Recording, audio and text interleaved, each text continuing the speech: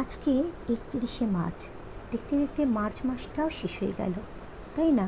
আর কালকে হচ্ছে 1 এপ্রিল। তো ছোটোবেলা থেকেই একটা জিনিস যেটা আমরা সবাই মিলে জেনে এসেছি, 1 এপ্রিল মানে হচ্ছে এপ্রিল ফুল। এবং এপ্রিল ফুলে কাউকে বোকা বানানো, তাতে আনন্দ করা, হাসি মজাক করা, এই জিনিসটা অনেক বছর ধরে চলে আসছে। এবার আমার একটা প্রশ্ন মনের মধ্যে, এপ্রিল ফুলই কেন বলা হয়, তাই না? এতগুলো মাস। তো আমি আমার ছেলেকে আজকে জিজ্ঞেস করলাম, আচ্ছা বাবাই, এপ্রিল ফুল কেন বলা হয় রে? তো বাবাই একটা উত্তরে দিল যে মাম্মা 12টা মাস, তার মধ্যে যে কোনো একটা মাসকে তো বোকা হতে হবে, বোকা বানাতে হবে, সেই জন্য। তবে এটা ঠিক, এই উত্তরটা আমি কিন্তু পাইনি। হ্যাঁ, এটা ঠিক, গুগল সার্চ করে সব কিছুই পাওয়া যায়, আমি এখনও গুগল সার্চটা করিনি। দেখো বন্ধুরা, এই সেদিন 2025-এ আমরা পা দিলাম, দেখতে দেখতে জানুয়ারি, ফেব্রুয়ারি, মার্চও শেষ হয়ে গেল, তাই না?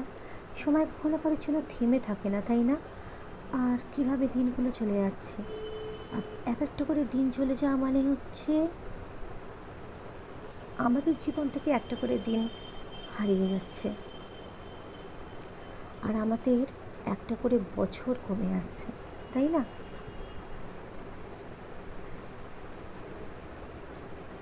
কিন্তু বন্ধুরা জানো, এই এত কিছুর মধ্যেও মানুষ কি চায়? একটু শান্তি চায়।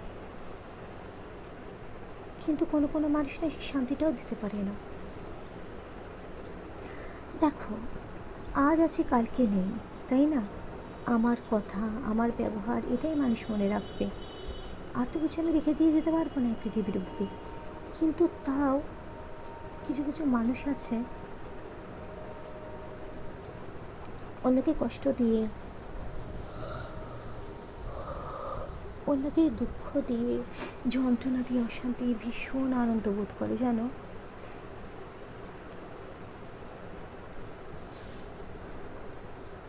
আমারও হয়েছে সেই এক অবস্থা আমার বাড়ির।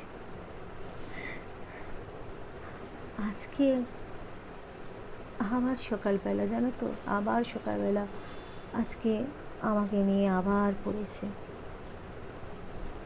আমি একটা ভিডিও বানিয়েছি, জানো? কিন্তু এবার বাবাই জিম থেকে ফেরার পথে যখন আমার সাথে ফোনে কথা বললো ফিরছি বলে, তখন আমি না কাঁদছিলাম।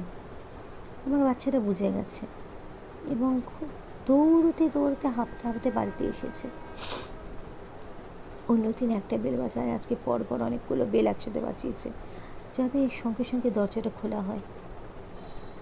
কেননা এই বাড়িতে আর পৃথিবীতে যদি কেউ থেকে থাকে, শুধুমাত্র আমার ওই বাবাই, যে আমার কথা চিন্তা করে, আমাকে কেয়ার করে, আমাকে ভালোবাসে। প্রথমে আমি না ডায়েরির মধ্যে নোট লিখলাম, জানো তো? তোমাদের শুনলে অবাক লাগবে যে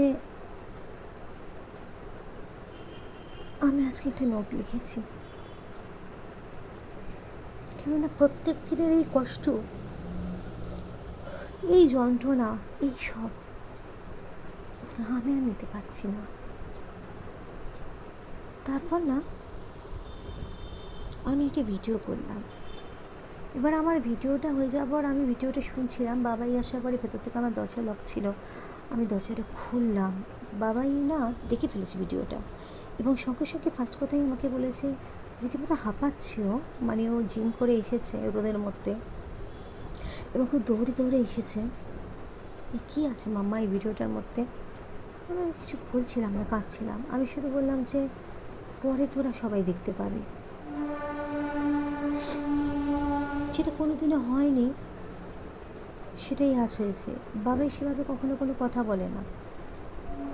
আজকে বাবাই সামনের ঘরে গেল, মানে বাইরের ঘরে গেল, বাইরের ঘরে গিয়ে রীতিমতো ওর বাবাকে, ওর ঠামকে রীতিমতো আজকে প্রশ্ন করেছে যে কী হচ্ছে, গত 1 বছর ধরে কেন এরকম হচ্ছে। ওর বাবার মুখেও কোনো কথা নেই, আর একজনকে যে কথা বলছি সে অন্য কথার উত্তর দিচ্ছে, ঠিকমতো প্রপার উত্তরও দিচ্ছে না। এবং তেনার কথায় একটাই বোঝা গেল, সবাই বুঝে নিল, তিনি মুখেই প্রকাশ করলেন যে তিনি আমাকে পছন্দ করেন না, সহ্য করেন না। শুধু তাই না, তিনি ইচ্ছে করেই এগুলো করেন, তিনি ইচ্ছে করেই আমার উপর জোর খাটেন, আমাকে ব্লেম দেন, আমার মনে কষ্ট দেন। এমনকি বাড়ির সবাই কথা বলবে, আমি যেন কথা না বলি। আমাকে রীতিমতো চুপ করে থাকতে বলছে, আমি তো চুপ করেই থাকি গো। জীবনটা না খুব উপর থেকে দেখলে বোঝা যায় না, জীবনটা না ভীষণ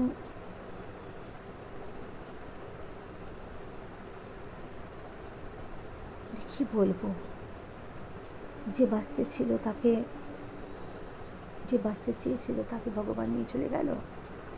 আর প্রতিনিয়ত আমি এখানে জ্বলে পড়ে শেষ হয়ে যাচ্ছি। আমি জানি না আমার শেষ কোথায়, আমার শেষ কীভাবে। প্রত্যেক দিন ভালো লাগে না গো অশান্তি।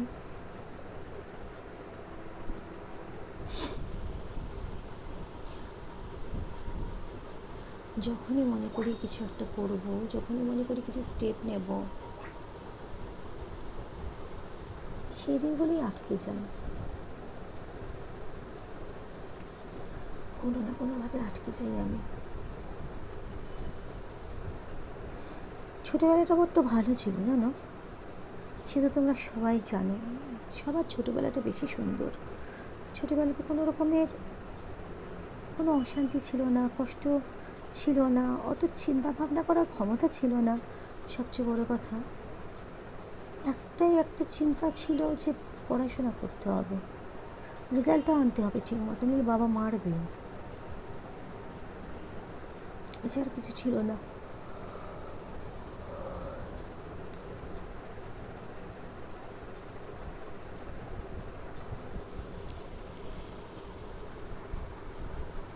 এই এপ্রিল মাসে, 1 এপ্রিল অনেকে জন্মেছে।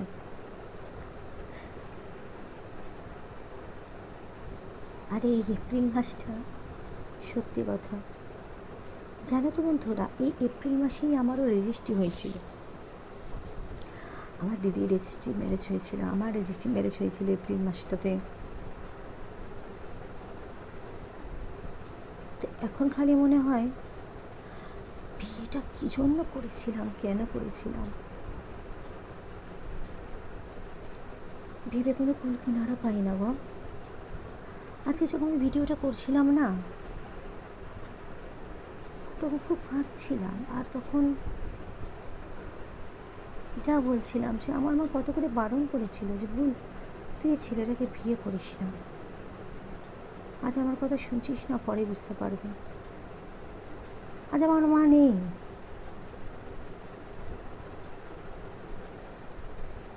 কিন্তু এখনও বুঝতে পারছি মার কথা। দেখো, মা বাবা যেমনই হোক, যাই করুক, তারা তো মা বাবাই হয়।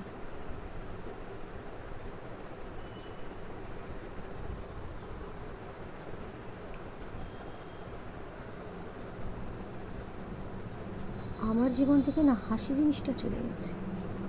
ওই যে তোমাদেরকে আমি বলি না, ভিডিও শেষে সবসময় হাসি খুশি থেকো, হাসিটা সবচেয়ে অমূল্য সম্পদ, সেটা চলে গেছে। আর হাসি চলে যাওয়া মানে বাঁচার মানেটাও চলে গেছে গো। প্রত্যেক দিন চিন্তা করি, প্রত্যেক দিন আগে চিন্তা করতাম, এখনও করি, যে আবারও সকাল হলো, আমার আবারও সকাল হলো। সকাল হওয়া মানেই তো অশান্তি, সকাল হওয়া মানেই তো আমাকে নিয়ে আবার পড়বে। আমার ভাবতে সবচেয়ে অবাক লাগে কি জানো তো, আমি কিন্তু কোনো শ্বশুর বাড়িতে নেই, আমি নিজের বাড়িতে আছি। অথচ নিজের বাড়িতেই এত অপমান, এত তাচ্ছিল্য, এত কিছু। তো শ্বশুর বাড়ি থাকলে তো আর কথাই ছিল না।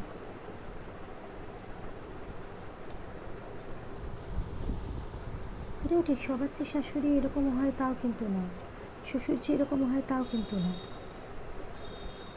কেন, কথাতেই আছে না, সবাই কপাল করে সব কিছু পায়।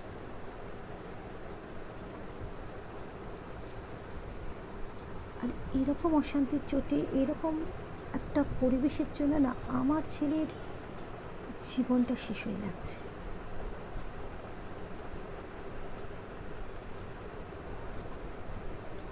আমার ছেলে হাসতে ভুলে যাচ্ছে।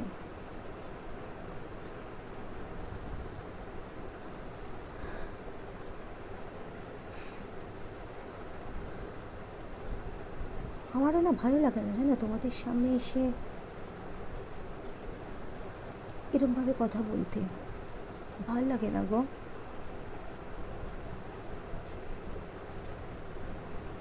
ভিডিওটা আমি রেখে দিয়েছি জানো, আবারও কোনো দিন তো হবেই, এক সপ্তাহ যেতে না যেতে আবারও শান্তি হয়, আবারও হবে। সবাই তো লাইভ করে, আমি লাইভ করিনি, কিন্তু কিছু আমার হওয়ার আগে করার আগে আমি ভিডিওটা ছেড়ে দেব, যে ভিডিওটা সবাই দেখবে। ভিডিওটা যখন সবাই দেখবে তখন হয়তো আমি আর থাকবো না, কিন্তু আমি চাই আমার কথা সবাই জানুক, সবাই আমার সাথে কী করা হয়, কত কষ্ট দেওয়া হয় আমায়, কতভাবে বাজেভাবে কথা শোনানো হয়। এই তো ছোট্ট একটা সংসার, আমি, বাবাইয়ের বাবা আর বাবাইয়ের বাবার মা, তাতেও এত অশান্তি।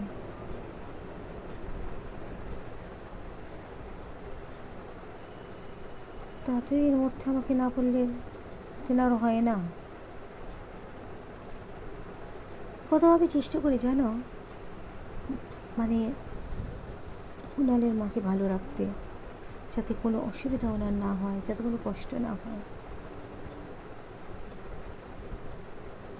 অথচ উনি প্রায় প্রত্যেক দিনই অশান্তি করেন।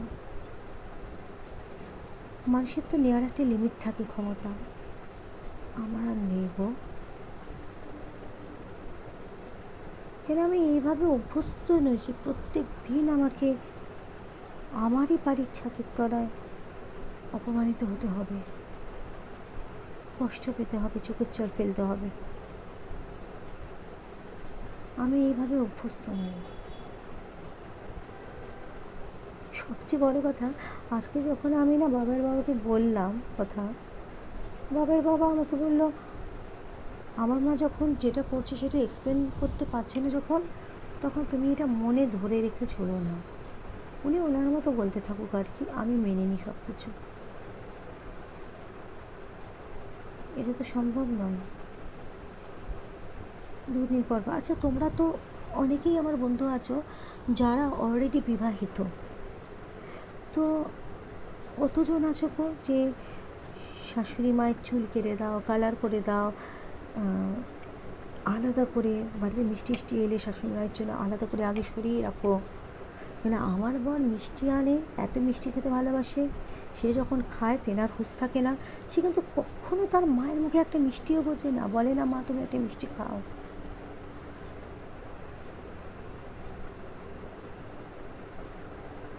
আর বিয়ের পর থেকে যে মেয়েটাকে এক নাগাড়ে কষ্ট দিয়ে যাচ্ছে, অত্যাচার করে যাচ্ছে, সেই মেয়েটাকে এখনও করে যাচ্ছে, কষ্ট দিচ্ছে, যন্ত্রণা দিচ্ছে, তারপরেও সেই মেয়েটা এত কিছু করছে। বলো না গো, তোমরাও তো অনেকেই আছো যারা এখন কারুর বৌমা, তো তোমাদের শাশুড়ি মা যদি তোমাদের সাথে এমন করতো, বা যে কেউ করতো, তাদের জন্য এইসব এত কিছু করার মন হতো? হতো কি? আমি আবার এত কিছু করি বলে না আমার ছেলে আমাকে বকে, আর তুমি করো, উনি পেয়ে বসেন, উনি সাহস পেয়েছেন, তাই তোমাকে নিয়ে আবারও পড়ে। আমি ভাবি বুড়ো মানুষ তো, একটা বৃদ্ধ মানুষ, একটু ভালো থাকুক, অ্যাক্সিডেন্টালি আমি মারা না গেলে উনি তো অন্তত আমরা তো যাবেনি। তো ঠিক আছে, ছেলে নিয়ে এসেছে, আমার একটা বড় দায়িত্ব আমার উপর দিয়েছে, তারপরেও আমারই ছেলের সামনে আমার নিন্দে করছে, আমারই ছেলের সামনে বলছে আমি কেন তোর মায়ের ওপর আমি জোর জবরদস্তি করবো না, কেন তোর মাকে আমি খারাপ কথা বলবো না, আমার রাইট আছে, আমি বয়সে বড়, আমি যা বলবো যেভাবে বলবো, আমি যদি কিছু অন্যায়ও করি, আমি যদি কোনো ভুল কথাও বলি, মিথ্যে কথাও বলি তোর মায়ের ব্যাপারে, সেটা তোর মাকে মানতে হবে। এটা কোনো কথা হলো? আমার ছেলের আজকে ভীষণ খারাপ লেগেছে, রোজই লাগে, আজকে আমার ছেলে রীতিমতো ডাইরেক্ট কথা বলেছে গিয়ে। 1 বছর হয়ে গেল, তার বেশি। কেন করে যাচ্ছ? সবাই ওখানে বলেছিল যে তোমাকে না নিয়ে আসতে, তারপরেও আমার মা তোমাকে আনতে রাজি হয়েছে। সবাই, এমনকি নিজের বোনও, তোমার নিজের বোনও বারবার বলছিল কেন নিয়ে যাচ্ছিস, অনেক ঝামেলার মধ্যে পড়বি, অনেক অশান্তি, ওকে নিয়ে গিয়ে বুঝবি ঠেলা। তারপরেও তুমি এরপরেও এত কিছু করছো, কেন করছো? আমি একটা জিনিস বুঝি জানো তো, আমাকে যে দেখবে, আমাকে যে ভালোবাসবে, আমার জন্য করবো, আমি তাকে ভালো রাখার চেষ্টা করবো গো। কিন্তু এনার ব্যাপারটা কী বলো তো, ইনি এখনো পর্যন্ত মানে আমাকে বাইরের মেয়ে ভাবে, এখনো পর্যন্ত সে মন থেকে মেনে নিল না। হ্যাঁ, আমারই 50 হতে চললো, কিন্তু এখনও সে মন থেকে মেনে নিতে পারলো না। ওনার এখন মনের অবস্থা, ওনার এখন চিন্তা ধারণা, যদি আমি আমার বর দুজনে মরে যাই ওর কিছু যায় আসবে না, আমি মরলে তো যায় আসবেই না, এমনকি ওর ছেলেরও কিছু হয়ে গেলে ওরা কোনো যায় আসবে না। কেন জানো? মানসিকতা শোনো, ওনার নাতি, নাতি চাকরি বাকরি করবি, বিয়ে করবি, নাতবো, নাতি নাতবো ওকে এবার দেখবে, যখন আমি তো থাকবোই না, আমার বরটাও থাকবে না, তখন তার নাতি নাতবো আবার দেখবে তাকে। মানে কতটা স্বার্থপর হলেই মানুষ এইসব চিন্তাভাবনাগুলো করে, মনে আনতে পারে। মানে নিজের ছেলেও শেষ হয়ে যাবে, নিজের ছেলে আজকে বলছে যে আমি সুসাইড করবো, আমার যে মনের অবস্থা, আমি জানি না কতদিন সার্ভাইভ করতে পারবো, তুমি যে অশান্তি দিচ্ছ আমাকে, আমি আর পেরে উঠছি না, বাড়িতে কেন এত অশান্তি করছো, ওর মাকে বলছে। কি পাচ্ছ এসব করে তুমি? প্রত্যেক দিন এক জিনিস। মানে তারপরে ওনার কিছু যায় আসে না, ওর ছেলে এত বড় স্টেপ ওর ছেলেও নিতে যাচ্ছে, কিছু যায় আসছে না তেনার। আমার চোখটা বন্ধ করলেই দেখতে পাই পুরো ফ্যামিলিটা আমার শেষ হয়ে যাচ্ছে।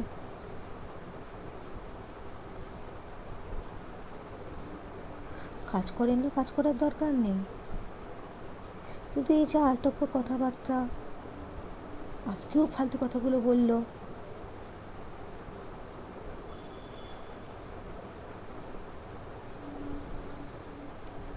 উনি ওনার ছেলেকে ডেকে সব কাজ করান, এবং সব কিছুতেই বলে বাবু যা বলবে তাই করবো, বাবু করে দেবে জিনিসটা।